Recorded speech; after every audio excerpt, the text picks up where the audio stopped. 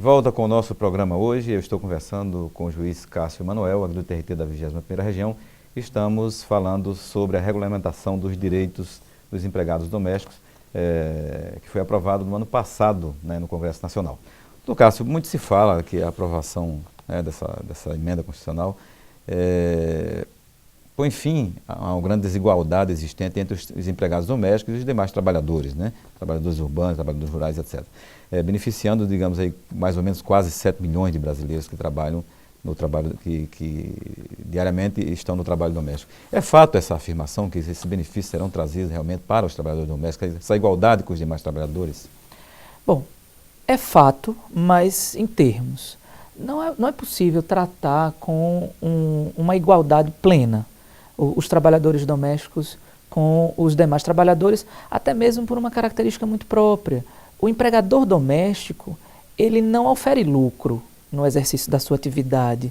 Então, é complicado você dizer que um trabalhador doméstico ele tenha todos os direitos idênticos, similares a um trabalhador que presta o serviço para uma empresa. Essa sim, que visa lucro na sua atividade. Mas, por outro lado, a emenda constitucional, ela buscou compensar um atraso histórico que remonta até as raízes escravistas mesmo. Tirar a ideia de que o trabalho doméstico ele não é trabalho.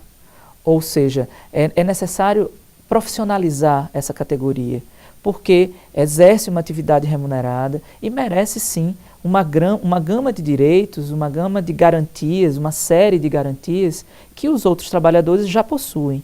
Então, assim, a emenda ela teve esse papel, essa característica, propiciar a esses trabalhadores, se não uma isonomia, uma igualdade plena, mas pelo menos garantiu realmente os direitos básicos previstos no artigo 7º da Constituição.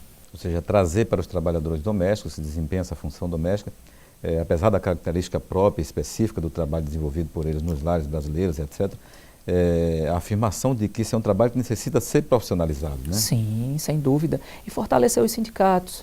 Uma questão interessante que precisa ser observada é que o Sindicato dos Empregados Domésticos teve um crescimento bem significativo em razão da emenda. Ou seja, a categoria ela começou a se organizar enquanto classe trabalhadora para reivindicar esses direitos, e isso é muito saudável para uma categoria que sempre foi tão desprestigiada do ponto de vista legislativo.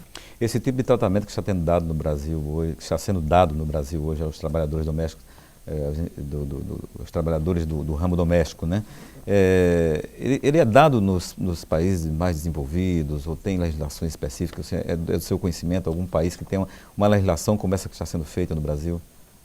Olha, Manassés, é diferente a forma da relação. Relação cultural, né? Porque se a gente observa na Europa ou nos Estados Unidos, é muito difícil você ter empregado doméstico, porque é caro, custa caro ter um empregado doméstico.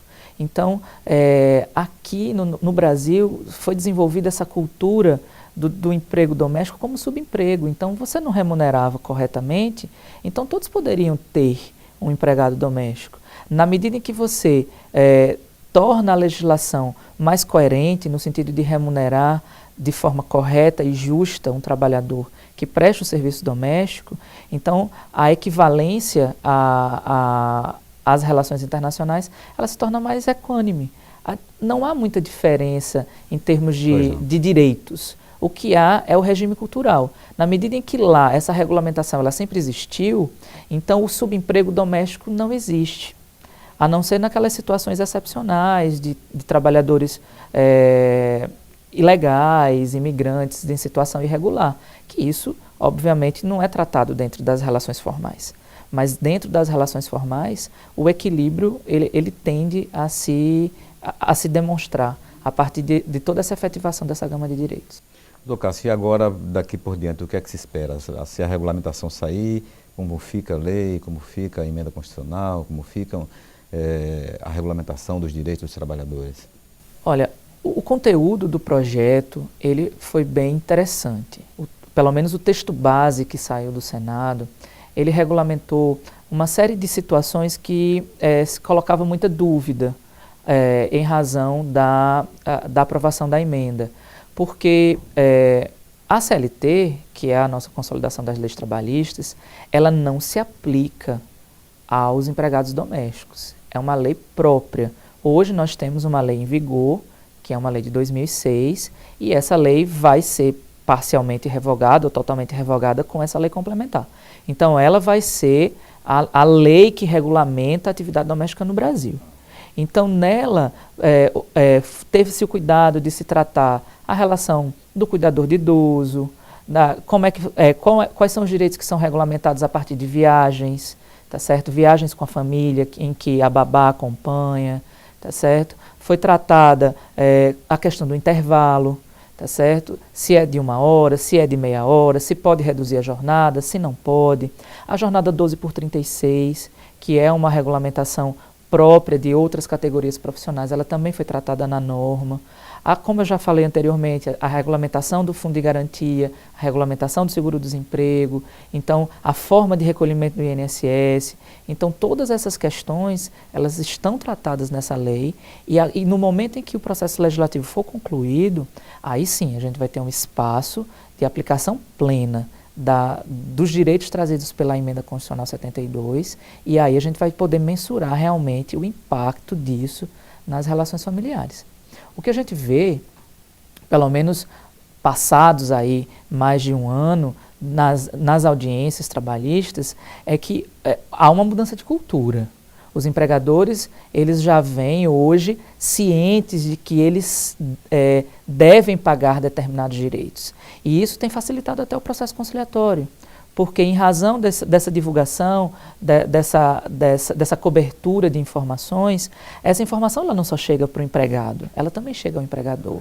Então ele começa a tomar determinadas precauções, ele começa a reconhecer que determinados direitos que antes não havia regulamentação, agora tem, eles são devidos, e por serem devidos, elas estão dispostos a conciliar e solucionar o processo sem precisar necessariamente de uma sentença judicial. Ok, doutor Cássio. Esperamos que a gente tenha hoje, nessa nossa conversa, esclarecido alguns aspectos com relação a esse tema, né? Nosso tempo de televisão, infelizmente, já está indo. Desde já, nós agradecemos a sua presença mais uma vez aqui no Justiça e Trabalho. Estaremos sempre de portas abertas, quando você quiser vir, e iremos convidá-lo mais vezes para cá, se Deus quiser. E o deixamos à vontade com os telespectadores para as suas considerações. Bom, na verdade, eu acho que ainda estamos numa fase de construção, né? A gente tem aí, vamos aguardar a conclusão do processo legislativo, né, a efetivação desses direitos, e a partir daí a gente vai ter a possibilidade de constatar essa mudança cultural, né? Eu me lembro que quando eu estive aqui ano passado, um elemento que eu destaquei bastante na minha fala era exatamente essa mudança de cultura.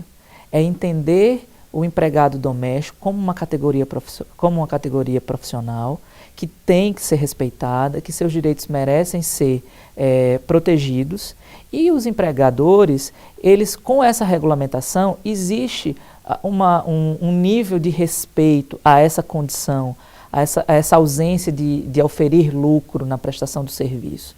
Eu acho que esse processo de acomodação e de conscientização, ele já teve um start, ele já foi iniciado, e a gente vai ter algumas mudanças culturais, efetivamente, quando esse projeto de lei complementar ele se tornar lei, e a gente ter a oportunidade, sim, de atender esses pleitos desses empregados domésticos e também orientar os empregadores na melhor forma de conduzir essa relação, até mesmo para evitar a necessidade de uma demanda judicial.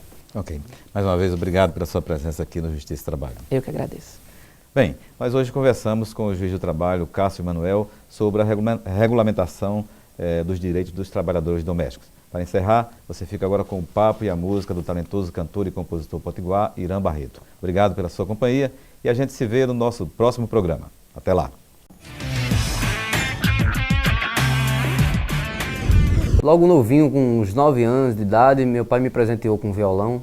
Eu já ouvia as coisas que meu pai ouvindo em casa, era Jackson do Pandeiro, ele ouvia muito essas coisas, Altemar Dutra, Dolores Duran. Se tornou natural logo em seguida quando eu comecei a tocar também. Já comecei a tocar bem natural, assim, sem conhecer muito sobre teoria. Depois, muito tempo depois que fui estudar a verdadeira teoria do que estava fazendo. Meu trabalho com música Foi desde sempre, logo no início, o meu contato com o instrumento era bem brincadeira mesmo. Mas aí a partir dos 13 anos de idade, 12, 13 anos, já começou a surgir as oportunidades de tocar em bandas bailes e conheci novos músicos brilhantes, que foi o Jubileu, o Gilberto Cabral, essas pessoas que me deram força bastante assim, para poder até aprender a desenvolver no instrumento mesmo, desenvolver a cantar, que eu já escrevi algumas coisas desde criança, mas não sabia juntar a música e a letra. Continua sendo uma batalha muito grande para nós aqui, em termos geográficos, né, da nossa terra aqui, ainda continua sendo uma lida, uma batalha muito grande. Assim. Escolhi trabalhar com a música por ter um dom, né, que Deus me deu também, esse dom de compor. Em todo o trabalho que a gente se propõe a fazer, tem que se dedicar, tem que ter muita dedicação. Então a música eu trato assim também, com muita seriedade. Estou com um trabalho agora, um CD novo, meu primeiro CD está para sair aí, está para físico, né, tá para se concretizar. Meu nome é Irã Barreto e sou um operário da música potiguar brasileira.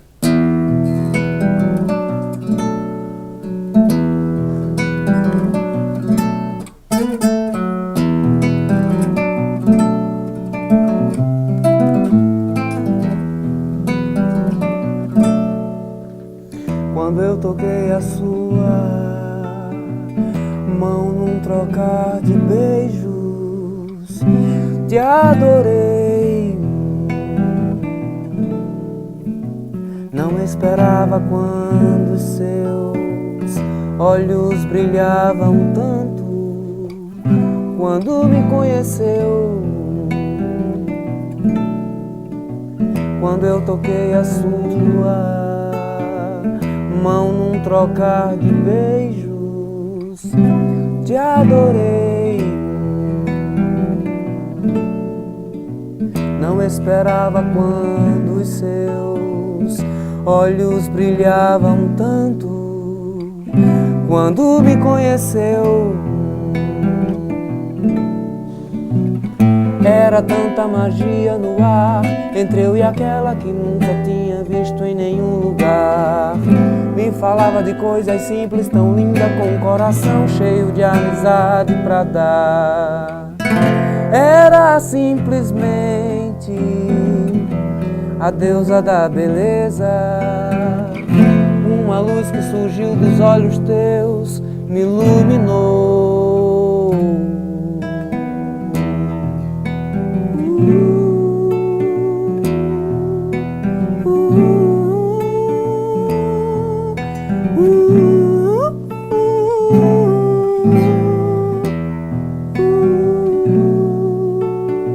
Quando eu toquei a sua mão num trocar de beijos, te adorei.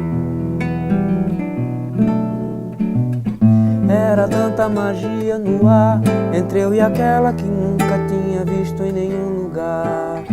Me falava de coisas simples, tão linda, com um coração cheio de amizade pra dar.